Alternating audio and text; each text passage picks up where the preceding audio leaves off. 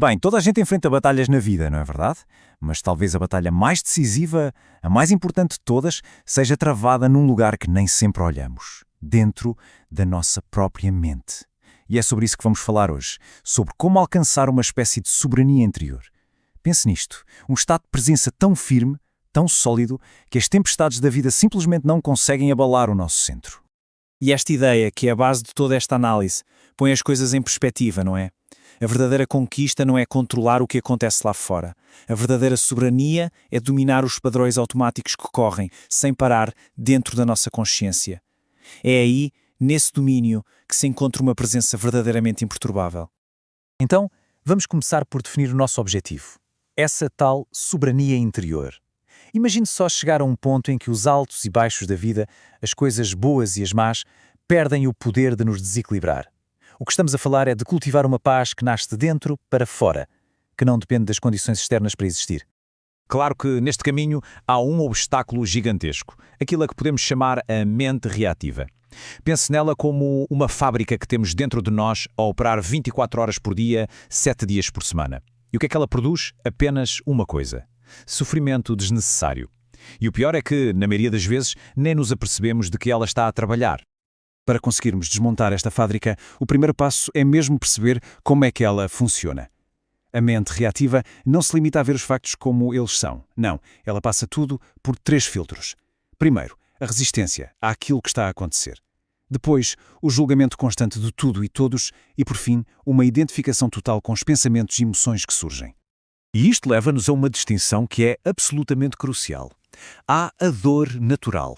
Por exemplo, a resposta biológica direta a uma perda é uma dor aguda, tem uma função e, com o tempo, dissolve-se. Mas depois há o sofrimento fabricado. Este é tudo aquilo que a nossa mente adiciona à dor inicial, o remoer constante, os piores cenários, as histórias que contamos a nós mesmos vezes sem conta. Repare bem, a dor é inevitável, faz parte da vida. Já o sofrimento, esse, acredite, é opcional. Então, como é que este sofrimento é fabricado na prática? Através de um ciclo super rápido e vicioso. Tudo começa com um gatilho, algo que acontece. Esse gatilho dispara de imediato um pensamento automático, que por sua vez gera uma emoção. Essa emoção precisa de sair, e então impulsiona uma ação impulsiva, que acaba por criar novos gatilhos. E pronto, o ciclo alimenta-se a si mesmo, prendendo-nos num estado de reação constante, quase sempre inconsciente. Para desmontar esta mente reativa, precisamos de conhecer quem é que comanda.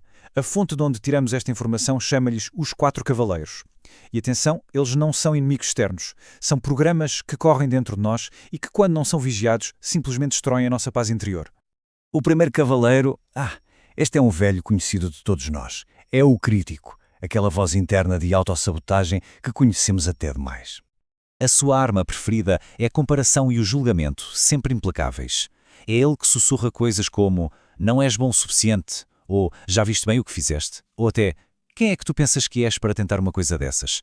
O crítico alimenta-se do nosso sentimento de inadequação e consegue paralisar-nos antes mesmo de darmos o primeiro passo. A seguir, temos o catastrofista. Este é o mestre, o arquiteto principal da ansiedade. A sua arma? Projetar futuros terríveis, os piores cenários possíveis. Ele vive no mundo do "e se? E se tudo correr mal? E se acontecer o pior?". Ao fazer isto, o catastrofista rouba-nos o presente, prendendo-nos num futuro hipotético, que na nossa cabeça já é assustador. O terceiro cavaleiro é a vítima. É a voz da impotência, do não há nada a fazer. A sua arma é uma narrativa, uma história de que a vida é controlada por forças externas, os outros, o destino, a sorte, o azar. O seu discurso típico é: "isto acontece-me sempre a mim", ou "a vida é tão injusta". Ao fazer-nos abdicar do nosso poder pessoal, a vítima prende-nos num ciclo de queixa e de resignação. E, finalmente, o quarto cavaleiro, o controlador. Este é o gestor que procura uma falsa sensação de segurança através da tentativa de controle absoluto sobre tudo.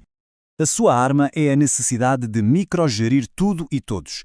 Ele opera a partir da crença de que, se não estivermos a vigiar tudo de perto, o mundo vai simplesmente desmoronar. O problema? O controle total é uma ilusão. E por isso, esta atitude condena-nos a uma vida de tensão e frustração constantes. Ok, então já conhecemos os cavaleiros, já percebemos o ciclo vicioso. A pergunta é: como é que nos libertamos disto? A chave, segundo a análise, está em descobrir um pequeno momento de liberdade. Um pequeno espaço que existe entre o que nos acontece e a forma como reagimos. Esta citação de Viktor Frankl é simplesmente genial e resume tudo. A liberdade a sério não está em conseguir eliminar os gatilhos da vida, isso é impossível. A liberdade está em conseguir expandir conscientemente aquele espaço minúsculo entre o estímulo e a nossa resposta. É aqui. É exatamente neste espaço, nesta pausa consciente, que recuperamos o nosso poder. É aqui que uma reação automática e inconsciente se pode transformar numa resposta consciente, numa resposta escolhida por nós. Tudo isto soa muito bem na teoria, certo? Mas e na prática? Como é que se cria essa pausa no calor do momento, quando as emoções estão ao rubro? É isso que vamos ver agora. Uma ferramenta incrivelmente simples, mas tão poderosa que qualquer pessoa pode usar para criar esse espaço de liberdade no momento. A técnica é de uma simplicidade quase desarmante, mas é transformadora. Quando sentir um gatilho, quando sentir o sangue a ferver, faça um pacto.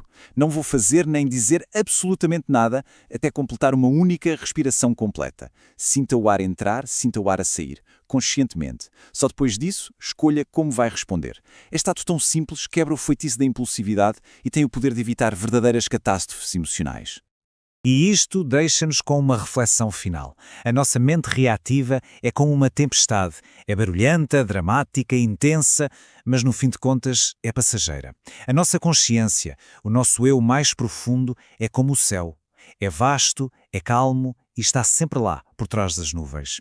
O objetivo não é parar as tempestades. Isso é impossível. É lembrarmos-nos de que somos o céu que as contém e não a tempestade em si. E a pergunta que fica é esta: quem é que está realmente no comando? A tempestade ou o céu?